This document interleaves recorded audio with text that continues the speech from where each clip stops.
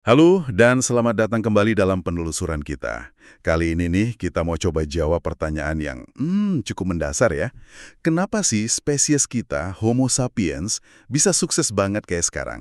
Sementara kerabat dekat kita, ya kayak Neanderthal gitu, malah punah.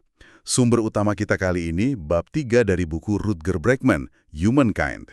Bukunya lumayan provokatif sih, katanya sih bisa ngasih pandangan baru soal siapa kita ini sebenarnya. Nah, misi kita sekarang, kita mau kupas tuntas argumen utama di bab ini, yang judulnya aja udah unik, bangkitnya Homo Papi. Terutama soal ide radikal, survival of the friendliest. Apa itu? Nanti kita bahas.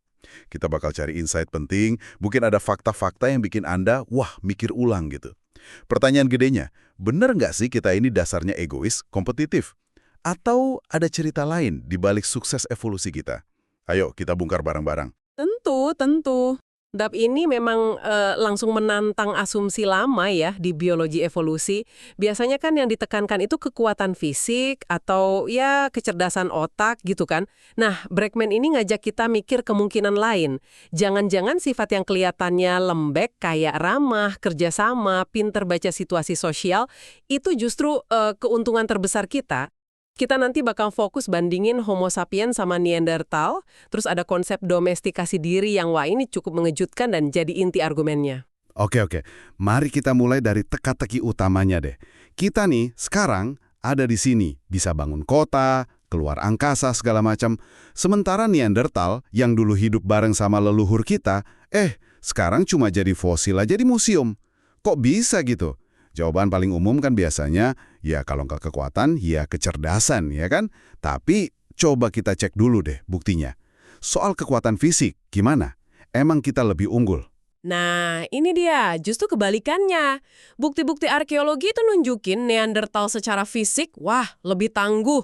Tulangnya lebih tebal, ototnya lebih kekar gitu. Sumber kita bahkan bandingin pola cedera di fosil Neanderthal itu sama penunggang rodeo profesional zaman sekarang. Itu kan cedera gara-gara berantem fisik sama hewan gede yang bahaya. Ingat loh, mereka itu rutin berburu hewan kayak mamut, badak purba, gede-gede itu. Jadi kalau soal kekuatan mentah aja nih, kayaknya sih mereka yang unggul. Oke, jadi bukan kekuatan fisik ya? Terus gimana soal otak? Mungkin kita lebih pintar gitu, otaknya lebih gede. Ini kan asumsi umum banget. Nah, di sini letak kejutannya. Gede banget malah. Data dari fosil tengkorak itu nunjukin volume otak rata-rata Neanderthal itu justru sekitar 15% lebih besar dari kita Homo sapiens modern. Sekitar 1.500 cc buat mereka. Kita kan sekitar 1.300 cc. Kalau pakai analogi komputer nih ya, mungkin kita ini kayak MacBook Air yang tipis, nah mereka itu MacBook Pro. Spek otaknya dari ukurannya lebih tinggi gitu. Wah, ini benar-benar membalikan dugaan awal ya. Jadi, kalau Neanderthal lebih kuat secara fisik dan otaknya lebih besar. Tapi kok malah kita yang bertahan, berkembang biak sampai dominasi planet ini? Ini paradoks banget kan jadinya? Ini benar-benar maksa kita cari penjelasan lain. Bukan sekedar soal kuat-kuatan atau gede-gedean otak. Terus, alternatifnya apa nih yang ditawarin Bregman di bab ini? Nah, disinilah Bregman kenalin hipotesis utamanya. Dia sebut survival of the friendliest. Idenya tuh gini, seleksi alam di garis keturunan manusia modern kita itu nggak cuma milih yang paling kuat atau paling pintar dalam arti logika gitu ya. Tapi justru, ini kuncinya, milih individu yang paling ramah, yang paling bisa kerjasama, paling jago baca niat orang lain, dan yang paling efektif belajar dari orang lain, belajar secara sosial. Nah, proses ini, kata dia, mirip sama proses jinakin hewan, domestikasi. Tapi terjadinya ke spesies kita sendiri, proses domestikasi diri. Domestikasi diri? Istilahnya aja udah bikin penasaran. Gimana caranya kita mendomestikasi diri sendiri? Biasanya kan domestikasi itu ada spesies lain yang milih. Kayak manusia jinakin serigala jadi anjing. Analoginya memang ke arah sana. Makanya judul babnya Bangkitnya Homo Papi. Itu kan provokatif banget ya, seolah kita ini versi jinak atau anjingnya dari genus Homo. Teorinya itu selama puluhan ribu tahun nih, tanpa kita sadari, Homo sapiens itu cenderung milih pasangan, teman, rekan kerjasama, yang nunjukin sifat lebih kooperatif, yang lebih nggak agresif, lebih bisa komunikasi sosial. Nah, tekanan seleksi sosial ini dari generasi ke generasi pelan-pelan ngebentuk ulang. Bukan cuma perilaku, tapi fisik kita juga. Mirip lah kayak serigala pelan-pelan berubah jadi anjing karena dipilih manusia. Wah, idenya kuat banget ini. Dan kayaknya ada bukti eksperimen yang luar biasa ya buat dukung mekanisme ini. Kisah Dmitri Belyaev sama Lyudmila Trut di Siberia itu kan, yang soal rubah perak. Bisa ceritain lebih detail nggak soal eksperimen ini? Kayaknya ini kunci banget buat ngerti proses domestikasi itu. Iya, betul sekali. Eksperimen ini penting banget. Dimulai tahun 1959 di Novosibir, Siberia. Kondisi Uni Soviet waktu itu lumayan sulit loh. Dmitri Belyaev ini ahli genetika. Dia pengen ngerti gimana sih proses domestikasi hewan ribuan tahun lalu itu kejadiannya. Dia punya hipotesis kalau sifat kunci yang dipilih manusia purba pada hewan liar itu ya keramahan, atau gampangnya nggak agresif sama manusia. Nah, buat nguji ini, dia pilih rubah perak liar. Hewan ini terkenal banget agresifnya, takut sama manusia. Buat megang aja harus pakai sarung tangan kulit tebel banget. Jadi sengaja pilih hewan yang susah gitu ya, buat buktiin teorinya. Terus gimana dia milihnya? Metodenya gimana? Metodenya sebenarnya simple tapi sistematis banget. Belyaev, terus dilanjutin Lyudmila Trut setelah Belyaev meninggal, itu ngamatin reaksi tiap rubah pas ada manusia. Mereka cuma milih sekitar 5-10% rubah aja dari tiap generasi. Yang mana? Yang nunjukin respons paling jinak. Yang paling nggak takut, nggak gigit, atau malah nunjukin sedikit rasa ingin tahu ke manusia. Nah, cuma rubah-rubah pilihan ini aja yang boleh kawin, punya anak buat generasi berikutnya. Dan hasilnya? Apa mereka cuma dapat rubah yang lebih ramah aja gitu? Awalnya sih iya, perilaku rubahnya berubah drastis, cepet banget. Cuma dalam beberapa generasi aja, udah kelihatan, udah ada rubah yang nggak cuma diam aja pas ada manusia, tapi malah aktif nyari kontak. Goyang-goyangin ekor, ngerengek, bahkan jilat-jilat tangan peneliti. Persis kayak anjing. Tapi, nah, ini yang paling bikin kaget. Muncul perubahan fisik yang nggak mereka seleksi sama sekali. Nggak sengaja gitu? Terus ekornya melengkung ke atas, bulunya mulai ada bercak-bercak putih kayak anjing atau kuda jinak kan, moncongnya jadi lebih pendek, terus siklus reproduksi sama kadar hormon stresnya juga berubah. Bahkan tengkoraknya jadi lebih kecil, bentuknya lebih feminin dibanding rubah liar. Itu luar biasa banget ya. Jadi cuma milih satu sifat aja keramahan, ternyata efeknya kemana-mana, sampai ke fisik. Kok bisa gitu? Mekanismenya gimana? Ini ada kaitannya sama fenomena genetika namanya pleiotropi.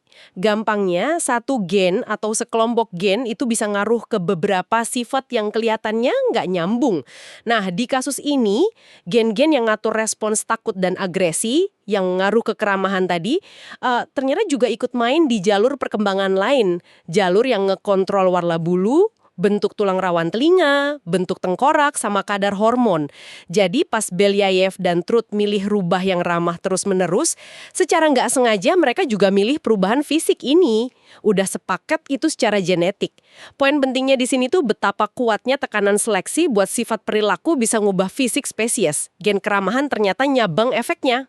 Wah, eksperimen rubah itu benar-benar ngebuka mata ya. Dan kayaknya langsung nantang ide kalau tiap adaptasi itu harus dipilih satu-satu gitu ya. Nah, ini nyambung ke penelitian lain yang tadi Anda sebutin. Soal Brian Hare dan kecerdasan anjing. Gimana nyambungnya? Nyambung banget. Brian Hare ini kan antropolog evolusioner ya. Dia tertarik sama yang dia sebut paradoks kecerdasan anjing. Anjing ini kan otaknya lebih kecil ya dibanding leluhurnya, serigala. Atau dibanding primata kayak simpanse. Tapi anjing ini luar biasa pintar dalam satu hal spesifik. Ngertiin petunjuk sosial dari manusia. Contohnya, ada tes klasik namanya pilihan objek. Anjing itu gampang banget nemuin makanan yang disembunyiin di bawah 1 dari 2 cangkir, cukup dengan ngikutin petunjuk simpel dari manusia. Misalnya nunjuk atau ngelirik ke cangkir yang benar. Sementara hewan lain yang dianggap lebih pintar secara umum, kayak simpanse atau serigala, malah susah ya. Betul, simpanse sama serigala itu cenderung gagal total di tes itu. Mereka nggak secara intuitif ngerti kalau manusia itu lagi coba bantu ngasih petunjuk. Yang lebih bikin heran lagi, Hare nemuin kalau anak anjing umur beberapa minggu aja, bahkan sebelum banyak interaksi sama manusia, udah bisa lulus tes ini. Ini kan langsung nyangkal ide kalau kemampuan ini cuma hasil latihan atau diajarin pemiliknya. Nah, Hare punya hipotesis, kemampuan baca isyarat sosial ini bukan kecerdasan umum, tapi bentuk kecerdasan sosial spesifik yang muncul pas proses domestikasi. Leluhur kita, kata Hare, secara nggak sengaja milih anjing yang paling pinter baca pikiran atau niat manusia. Nah, disinilah nyambungnya sama rubah Siberia jadi penting banget ya kan? Si Hare ini beneran kesana buat ngetes rubah-rubah Belyayev. Tepat sekali. Ini momen krusialnya. Hare mikir, kalau hipotesisnya benar, nih, kalau keramahan hasil domestikasi itu kunci kecerdasan sosial, berarti rubah-rubah Belyayev yang dipilih cuma karena ramah, harusnya juga bisa baca isyarat manusia kayak anjing dong. Akhirnya dia berangkat ke Siberia, ketemu Lyudmila Trut, terus ngadain tes pilihan objek ke rubah-rubah hasil eksperimen, yang jinak sama yang dari garis kontrol liar. Hasilnya gimana tuh? Pasti ditunggu-tunggu banget. Hasilnya luar biasa sangat mendukung hipotesis Hare dan Belyayev. Ternyata rubah-rubah yang udah diseleksi puluhan generasi karena keramahannya itu sama pinternya kayak anak anjing pas pakai petunjuk manusia buat nemu makanan. Jauh banget ngalahin rubah dari kelompok kontrol yang nggak diseleksi keramahannya. Nah ini yang bikin Hare bikin kesimpulan kuat yang dikutip juga di buku. Kalau Anda mau rubah yang pintar secara sosial, jangan seleksi kepintarannya, seleksi keramahannya. Intinya apa? Kecerdasan sosial, kemampuan baca niat orang lain, itu bisa jadi lebih penting buat suksesnya spesies dibanding kecerdasan kognitif murni. Dan itu nyambung banget sama keramahan. Ini benar-benar mengubah cara kita mandang kecerdasan dan evolusi ya. Jadi, coba kita tarik lagi ke pertanyaan awal kita. Apa yang bikin Homo sapiens unik dan sukses? Kalau kita pakai logika survival of the friendliest, ini ke manusia, buktinya apa aja? Bukti pertama itu dari perbandingan kemampuan kognitif. Ada tes-tes terkenal dirancang sama Michael Tomasello dan Esther Herman. Mereka bandingin balita manusia sama simpanse dan orangutan dewasa. Dikasih macam-macam tugas kognitif. Hasilnya nunjukin, dalam banyak hal, misalnya pemahaman soal ruang fisik atau jumlah gitu, kemampuan mereka nggak beda jauh. Tapi, ada satu area di mana balita manusia itu unggul mutlak, pembelajaran sosial. Kemampuan buat belajar dari orang lain, niru tindakan, ngerti instruksi, kerjasama buat tujuan barang. Nah, di tes-tes yang ngukur aspek ini, skor balita manusia itu hampir sempurna. Sementara kera besar hampir 0. Jadi superpower kita itu kemampuan belajar dari satu sama lain gitu ya? Tepat. Dan ini didukung juga sama bukti fisik yang nunjukin ada proses domestikasi diri di spesies kita. Kalau kita bandingin fosil Homo sapiens dari katakanlah 50.000 tahun lalu sama manusia modern, atau kita bandingin diri kita sama Neanderthal atau Homo heidelbergensis, itu kelihatan ada tren ke arah fitur wajah yang lebih halus, lebih feminin, tengkorak kita jadi lebih ringan, muka lebih rata. Salah satu perubahan paling signifikan itu hilangnya tonjolan tulang alis yang tebel banget, torus supraorbitalis. Leluhur kita dan Neanderthal punya itu. Emang apa pentingnya tonjolan alis itu hilang? Tonjolan alis yang tebel dan kaku, kayak di simpanse atau Neanderthal, itu mungkin ngebatasin kemampuan bikin ekspresi mikro di area dahi sama alis. Nah, dengan hilangnya tonjolan itu, terus dahi kita jadi lebih tegak, alis kita jadi jauh lebih fleksibel, lebih ekspresif. Ini bikin kita bisa nyampein macam-macam nuansa emosi, sinyal sosial, nonverbal, kayak ragu, simpati, kaget, nggak percaya. Itu kan penting banget buat komunikasi sama kerjasama yang kompleks. Alis kita jadi kayak alat komunikasi sosial yang ampuh. Dan ada lagi ciri unik manusia yang disebut Bregman sebagai bukti keramahan kita. Kemampuan buat tersipu malu atau blushing. Iya, blushing itu fenomena menarik ya. Itu kan respons fisiologis yang nggak disengaja. Semacam sinyal jujur kalau kita tuh peduli sama penilaian orang lain atau sadar kalau kita ngelanggar norma sosial. Susah banget dipalsuin. Nah ini ditambah ekspresi wajah kita yang kaya, nunjukin kalau kita tuh nggak dirancang buat jadi muka pokar. Kita ini secara konstan kayak bocor gitu, nunjukin kondisi emosi sama niat sosial kita ke orang lain. Dalam kerangka survival of the friendliest, keterbukaan emosi ini bukan kelemahan loh, malah fitur adaptif yang bikin orang gampang percaya dan kerjasama, bagian dari superpower sosial kita. Oke. Coba kita rangkai ya. Jadi argumennya gini, seleksi buat keramahan di manusia, domestikasi diri, itu nggak cuma ngubah fisik kita, muka lebih halus, alis ekspresif, bisa tersipu, tapi juga secara fundamental ningkatin kemampuan kunci kita, belajar sosial. Nah, gimana tepatnya belajar sosial ini jadi kunci sukses kita? Nah, disinilah ide dari ahli antropologi lain, Joseph Henrich, jadi relevan. Ini juga disinggung di bab ini. Henrich bilang, rahasia sukses spesies kita itu sebenarnya bukan kecerdasan individu semata, tapi kemampuan kita buat belajar dari satu sama lain, secara efisien dan akurat. Nah, pembelajaran sosial inilah yang memungkinkan terjadinya akumulasi budaya. Maksudnya, kita nggak perlu nemuin api lagi, roda lagi, atau cara bikin alat rumit tiap generasi. Nggak perlu mulai dari nol terus. Pengetahuan, skill, norma, teknologi itu bisa diturunin dan ditingkatin dari satu generasi ke generasi berikutnya. Kita bisa berdiri di atas bahu para raksasa sebelum kita, gitu istilahnya. Jadi, Neandertal mungkin sama pintarnya, atau bahkan lebih ya secara individu dalam beberapa hal. Tapi mereka kalah dalam kerja tim gitu. Jauh lebih unggul. Unggul dalam berbagi info, koordinasi tindakan dalam kelompok besar, bangun pengetahuan bareng-bareng. Kita jadi lebih pintar bersama-sama. Itu kuncinya. Kemampuan kerjasama skala besar yang didasari kepercayaan dan pemahaman sosial yang difasilitasi keramahan kita. Itu yang bikin kita bisa adaptasi ke lingkungan macam-macam, kembangin teknologi makin canggih, dan akhirnya ya ngalahin spesies hominin lain. Ini benar-benar ngasih perspektif yang beda banget ya soal evolusi manusia.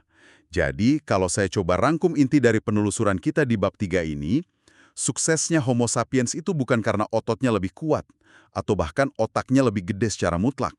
Tapi lebih karena kita ngalamin proses domestikasi diri yang ngasilin Homo papi, spesies yang lebih ramah, lebih kooperatif, dan akibatnya jauh lebih jago belajar dari sesama. Superpower kita itu ya kecerdasan kolektif yang dimungkinkan oleh sifat sosial kita itu. Bener gitu? Anda merangkumnya dengan sangat baik. Itu dia gagasan inti dari bab ini. Sekaligus jadi tantangan langsung ya buat pandangan yang lebih sinis soal sifat dasar manusia, yang seringnya nekanin kompetisi sama egoisme. Bab ini justru bilang, jangan-jangan kerjasama dan keramahan itu tertanam lebih dalam di biologi kita daripada yang sering kita kira. Wah, terima kasih banyak nih sudah nemenin kami membongkar ide-ide menarik dari bab 3 Humankind ini. Benar-benar ngasih banyak bahan pikiran baru. Sama-sama. Mungkin sebagai penutup ya, ada satu pertanyaan lanjutan yang bisa Anda bawa pulang buat direnungkan. Kalau hipotesis survival of the friendliest ini benar, dan keramahan serta kerjasama itu fondasi evolusi kita, gimana ini seharusnya ngaruh ke cara kita mandang struktur masyarakat modern kita sekarang? Apakah sistem sosial, ekonomi, politik kita saat ini udah sejalan sama sifat dasar kooperatif kita?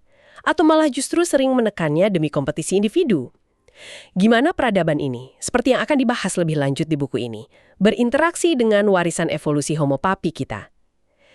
Ini pertanyaan besar sih, tapi relevan banget buat kita renungkan hari ini.